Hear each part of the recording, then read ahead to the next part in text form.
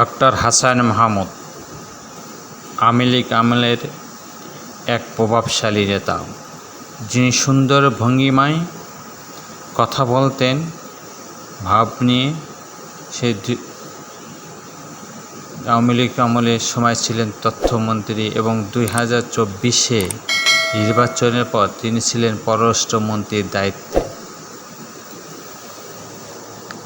জানা গেছে জুলাই মাসের এবং আগস্ট মাসে ছাত্র জনতার গণ অভ্যুত্থানের যে হত্যার নির্মম নির্যাতনের ঘটনা ঘটেছিল, সেখানে তার নামে অনেক মামলা হয়েছে।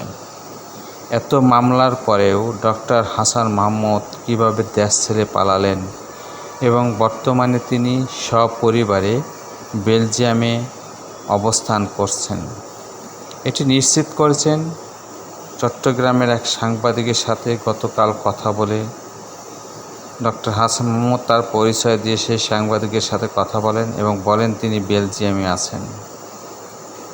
এখন প্রশ্ন হচ্ছে, এত মামলা নিয়ে কিভাবে কার সহযোগিতায় দেশ ছাড়লেন এই প্রভাবশালী আওয়ামী লীগ নেতা?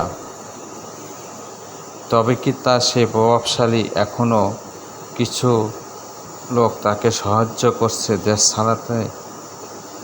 দেশ ছাড়া পালানোর সময় তাকে কে কে সাহায্য করেছে, কিভাবে পালালেন? এটা জনমনে প্রশ্নই রয়ে গেল।